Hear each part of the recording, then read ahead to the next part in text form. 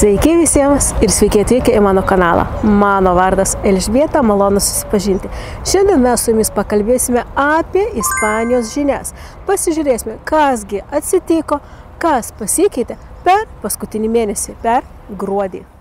Ispanijos milijonieriaus mirtis, nudistų kino teatras, darbo savaitės sutrumpinimas ir daug kitų naujienų. Ir apie visą tai toliau žiniose. O jeigu jūs domina ispanų kalbos kursai, apačioje jūs rasite mokyklos nuorodą ir galėsite pasirinkti jums tinkamiausią būdą mokytis ispanų kalbos. Laikraštis Economist paskelbė greičiausiai augančias pasaulio šalis. Ir pati greičiausiai auganti pasaulio ekonomika yra Ispanijos ekonomika. Galite tuo patikėti? Man tikrai labai sunku. Kaip susidaro reitingas, jūs paklausite? O yra žiūrima į 37 geriausias, turtingiausias pasaulio šalis. Ir yra analizuojami punktai. Nedarbingumas, biudžeto trūkumas, pajamos iš fondinių biržų, šalies BVP. Yra prognozuojama, kad Ispanijos BVP augs net 3%. Kodėl taip yra, jūs pagalvosite, nes Ispanijos rinka yra labai stipri ir taip pat čia yra didelis emigrantų skaičius, dėl ko ir paaugo šalies BVP. O kaip su kiekvienais metais turistų, emigrantų vis daugiau ir daugiau, darbo jėgos pasidaro vis daugiau, apie tai dar mes toliau pakalbėsime, dėl to ir yra analizuojama, kad Ispanijos ekonomika tik augs. Dar viena naujiena, žinoma, nelabai jinai yra gera, bet aš turiu su jumis pasidalyti. Galbūt jūs jau esate girdėję, galbūt jau ir matėte, kad žuvo Mango parduotuvės įkūrėjas. Tikriausiai jau tai žinote. Ir jis buvo pats turtingiausias Katalonijos regione. Ir jo grynoji turto vertė yra įvertinama net 5 milijardais.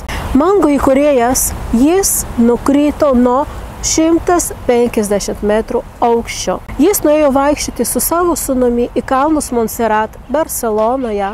Taip pat jis ėjo į uolas, kurios yra vienas iš populiariausių tų kalnų vietų, kur visi turistai važiuoja. Ir jis paslydo ir nukrito.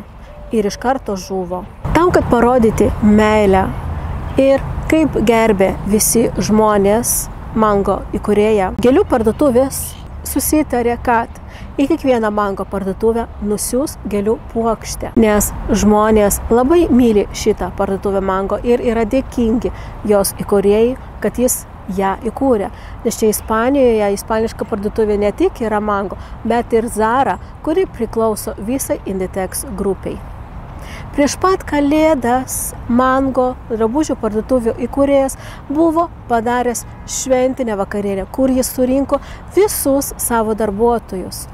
Ir nepaisant to, kad jisai yra toks turtingas, toks žinomas, jis vis tiek artinosi prie žmonių, spaudė rankas ir visiems dėkojo už jų padarytą darbą. Ir visi žmonės sakė, kad jis buvo labai geras ir žmogus. Kas metus visi Ispanijos miestai puošia savo miestus. Ir žinoma, tokie gigantai kaip Madridas, Barcelona, Valencija, irgi visi puošia. Bet ir Vigo, aš jau prieš tai žiniuose kalbėjau apie šį miestą, kad jis buvo renkamas pačiu gražiausių miestų, taip labiausiai, gražiausiai, daugiausiai papuoštų. Ir ką jūs galvojate, šiais metais yra tas pats. Jis užima pirmą vietą pagal puošnumą, kad jis yra pats gražiausias, bet ir taip pat, kad jis daugiausiai išleidžia visiems papuošalams. Ir buvo išleista virš 11 milijonų eurų. Įsivaizduojate?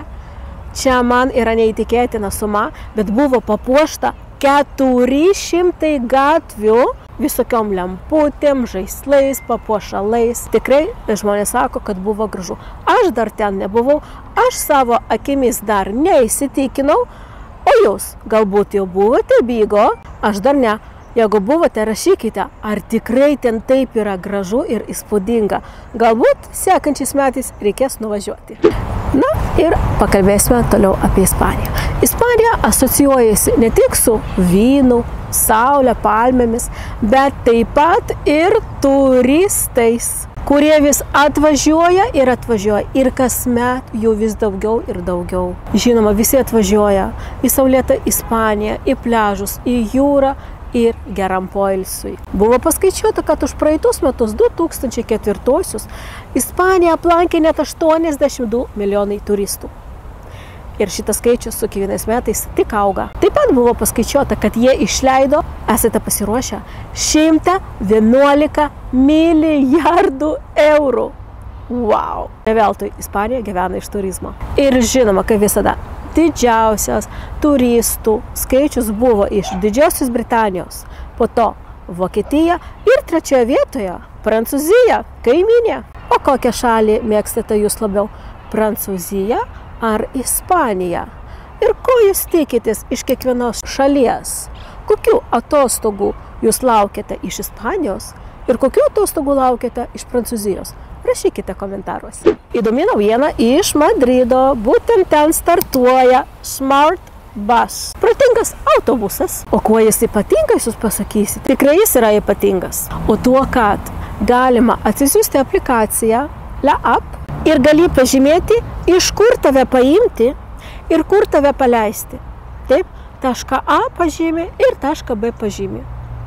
Ir taip autobusas pasiema užklausas iš įvairių žmonių, analizuoja ir savo padaro maršrutą ir atvažiuoja pas jūs. Galima sakyti, čia viešasis Uberis. Nors visoje Ispanijoje, ypač didžiosiuose miestuose, infrastruktūra yra labai gerai yra išvystyta. Tikrai, aš nesiskundžiu, čia Valensijoje viskas yra puiku, bet visgi rajonai, kurie yra toliau nuo centro, visgi ne visada yra patogu nuvažiuoti. Ar tai būtų autobusas, ar tai būtų metro, ne visada. O su šituo autobusu aš manau, kad jis taps labai populiarus ir mano manymu jis atsiras ir kitose miestuose. Šokiruojanti naujiena. Asmeniškai man. Galbūt ir jums rašykite komentaruose, kaip jums tokia naujiena, kad Barcelonoje, Madride ir Valencijoje yra nudisto kinoteatrai. Nu gerai, seansai tose kinoteatruose, kur žmonės ateina, žinoma, apsirengę drabužiais, įeina į specialią salę nudistams skirtą. Ten išsirengia, yra nuogi, pasiima rankšluostį, pasikloja ir atsisėda. Žinoma, nepamirškime apie higieną. Jie sėdi nuogi ir žiūri kažkokį tai filmą. Ir jie sako, kad nuogas kūnas čia ne visada yra apie seksualumą ir kad žmonėms reikėtų vertinti ir kitaip. Mano manimu, aš tokį seansą atsisakysiu ir tikrai neeisiu. O kas iš jūsų išbandytų? Ar yra tokių drąsuolių? Gruodžio mėnesį per paskutinį metų susirinkimą Ispanijos premjerministras Pedro Sánchez, kuris buvo toks populiarus šį paskutinį pusmetį, jis papasakojo savo planus 2025 metams. Ir jis paskelbė, kad kitais metais dar augs pensijos. Nes pensijos jau augo šitais metais, 2024 ir sekančiais metais irgi augs 2,8%. Ir tai nudžiugins net 9 milijonus pensininkų. Na, ką galiu pasakyti, Ispanijos pensininkai tikrai daug geriau gyvena negu mūsiškiai. Viešasis transportas miestuose ir toliau liks su nuolaida. Ir ta nuolaida yra pratęsta iki birželio mėnesio. Bet jau yra pasakyta, kad nuo birželio vėl yra planuojamos nuolaidos. Kokios yra nuolaidos? Aš pasakysiu apie Valencijos miestą. Jeigu tu turi bono tarjetą, bono tokią kortelę, tu ją pildai kelionėmis ir gali papildyti iki 30 kelionių. Ir kiekvieną kartą, kai tu važiuoji, taip, tu ją prilieti prie aparato. Ir tau nusiskaičiuoja tik 40 centų už vieną kelionę. O jeigu nori pirkti atskirai pas autobuso vairuotoją, tai jau bilietas kainuoja €50. Dėl to, manau, tikrai labai gera nuolaida. Ir labai gerai tokia nuolaida yra jau čia 2 metai, jeigu kiek gerai prisimenu, šitą nuolaidą tęsiasi, nes per šitos 2 metus viešuoju transportu naudojančių žmonių padaugėja net 13%. Manau, čia labai gera strategija, kaip žmonės įtikinti, kad paliktų mašinas mieste ir naudotųsi viešuoju transportu. Ispanijoje sutrumpės darbo savaitė, nežinau ar džiugauti ar ne. Iš 40 valandų taps 37,5 valandos ir tai niekaip nepakeis algos. Alga liks tokia pati. Tai jau yra pasirašyta ir pradės galioti jau šiais metais. Planuojama, kad tai įvyks link 2025 pabaigos. Šita naujovė įtakos net 12 milijonų darbuotojų. Tuo tarpu verslininkų asociacija nėra labai patenkinta, nes vyriausybė priėmė šį sprendimą be jų konsultacijos ir pritarimo. Nusakoma, kad kai kurias visgi darbo šakas, profesijas, verslus tai gali paveikti neigiamai, kaip pavyzdžiui turizmo. Yra skaičiuojama, kad toks pokytis neigiamai paveiks būtent šitą šaką ir per metus praras 12 milijonų eurų. Nes šitas pasikeitimas yra masinis ir nėra jokio paskirstimo tarp verslų, tarp profesijų. Ne, čia jie tiesiog taip ant greituko priėmė, pasakė ir jau yra viskas įtvirtinta ir negalima nieko pakeisti. Taigi žiūrėsime, kaipgi visiems seksis dirbti trumpesnę savaitę. Pensininkų su kiekvienais metais tampa daugiau, o darbuotojų mažiau. Ir ką daro Ispanija, kad išlaikyti savo šalies BVP, tam, kad išlaikyti savo augimą, patrauklumą, Ispanija pas save šaukia emigrantus. Emigrantai čia yra laukiami, nes tai yra darbo jėga ir tai yra mokesčiai, iš kurių seneliams, pensininkams yra mokamos pensijos. Ir yra skaičiuojama, kuo toliau, tuo daugiau emigrantų Ispanijai reikės, nes gimstamumas yra labai mažas, o pensininkų labai didelis. Naujose metuose visose srityse augs kainos, nes paaugs mokestis. Kaip jau anksčiau sakiau kitose žiniuose, kad pasibaigė tokia akcija, atrakcija kai kuriems maisto produktams, kad jie neturėjo PVM-o. Pasibaigė ir dabar jau kiekvienas produktas turės PVM-ą. Dėl to yra laukiami kainos pakelimai. Ir pavyzdžiui, alyvuogių aliejų kaina kils net 4%. Ir tas pats bus su kiaušiniais, sūriu, duona, miltais, pieno produktams, vaisiai, daržovės, ankštinių augalų produktams ir kruopoms. Ir makaronams irgi pakils iki 7%. Taigi mūsų Ispanijos parduotuvės krepšelis taps dar brangesnis. Taip pat kiekvienas regionas pakels mokesčius už šiukšlių išvežimą ir jų priežiūrą, o elektros energijos PVM išaugs iki 21%. Ir elektrinės mašinos jau nebeturės jokių nuolaidų, nes iki šiol jos turėjo, o dabar viskas. Visa atrakcija pasibaigė. Taip pat pakils mokesčiai ir remontui. Taip, nes čia, kai daraisi remontą, reikia gauti leidimą iš savo savivaldybės ir savivaldybė pastato specialų konteinerį remonto atliekoms. Ir šita procedūra, žinoma, yra mokama ir dabar bus dar brangesnė. Įsivaizduojate, emigrantų yra jau daugiau ne pačių ispanų, taip, ir tai jau yra 30 Ispanijos savivaldybėse. Žinoma, nereikia pamiršti, kad Ispanija turi labai daug savivaldybių, turi 17 regionų ir dar daugiau savivaldybių. Bet 30 iš jų jau yra daugiau, jau viršyje 50% žmonių emigrantai. Vadinasi tie, kurie gimė ne Ispanijos teritorijoje. Na ir lyderiauja šitoje pozicijoje Segovija miestas. Ten jau net 80% gyventojų yra emigrantai. Bet mes turime ir kitus regionus, kur jau pasidaro vis daugiau emigrantų negu pačių gyventojų. Ir tai būtų Guadalajara, Alicante, Almería, Málaga, Tenerife ir Las Palmas. Jau įsigaliojo nauja turistų registracija. Aš apie tai jau kalbėjau praeitame video ir sakiau, kad yra planuojama tai padaryti ir vesti ir iš visų turistų bus renkama daugiau duomenų. Ir tai jau pradėjo galioti nuo gruodžio 2 dienos. Dabar visi viešbučiai, visi apartamentai, visi būtai, kurie yra nuomai, jie privalo surinkti daugiau informacijos iš atvažiavusių turistų ir ją perduoti ministerijai.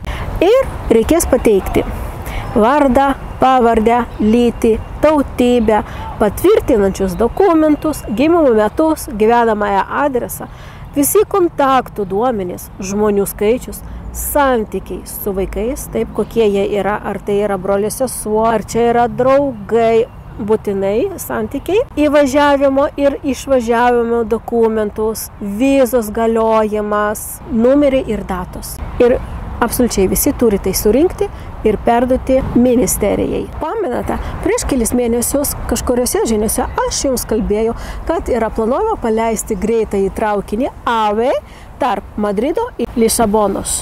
Ir tie greitieji traukiniai užtruks tik 3 valandas kelyje. Ir čia yra tikrai labai geras sprendimas, nes oro erdvė yra tikrai perpildyta skrydžių ir labai gera bus alternatyva pasirinkti ir kitokį transportą ir nuvažiuoti greičiau negu net su lėktuvu. Nes tu turi atvažiuoti 2 valandas prieš skrydį, tada laukti, tada kol atsisėsi, tada kol atskrisi. Labai iš tikrųjų užtrunka, ane? Laiko, o su traukiniu atėjai, atsisėdai 3 valandas ir viskas. Bet čia ne viskas. Jie taip pat dar planuoja paleisti naktinį kupė, kur galima bus atsipalaiduoti, miegoti, restorane pavalgyti, išgerti arbatos kavos ir pailsėję atvažiuoti į Lisboną ar Madridą.